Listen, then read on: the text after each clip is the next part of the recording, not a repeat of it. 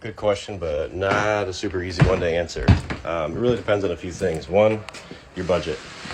That's the biggest one. Two, I think it's kind of taste. Sometimes when you get into the higher end models, it's more about the look, the aesthetics of it, and that's for the campers. When you get into the really high end stuff, you're talking about over 100K up to and over 500,000. You might start seeing some better quality there, but really across campers themselves, fifth wheels, travel trailers, they're all really the same. You have the same slide out mechanisms. There's only a few that are really used, and they're in everything. You're going to have the same cooktops. Again, until you get into the Highline units, that will not change. You'll have an Atwood or Dometic.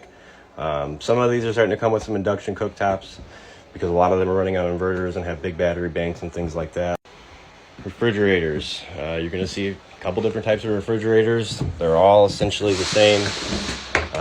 This probably looks pretty familiar to anybody who has a camper. That name right there looks familiar. A few different models, but they're all going to be the same. Things like your furnace, your water heater, your water pump, your switches, thermostats, they all come from the same company. The same few companies, I should say. But it's really all the same stuff. Some of them are just a little prettier than others, and some of them are put together a little better than others. It's really hit or miss. I won't bash any specific brand. This is what I do for a living, so it sounds kind of dumb bashing my industry.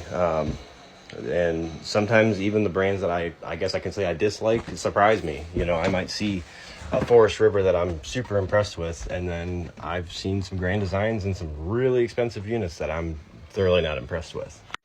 My biggest advice, no matter what your budget is or what you're buying, is stop looking for the fanciest Taj Mahal you've been in. I mean, these things are all the same, but you start getting into all the decorative stuff, like all these fancy trims and fascias.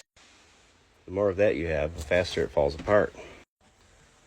They bounce around down the road, and they come apart. It happens. If you're handy, this stuff's super easy to fix. I'll have all this trim here fixed in 20-30 minutes. But for the average Joe who doesn't work with his hands, that might kind of suck. I mean, if you don't know what you're doing and you got to constantly have this thing in the shop, yeah, it's going to suck. So if you find something you like within your budget, buy it, because it's likely very similar to everything else you're looking at.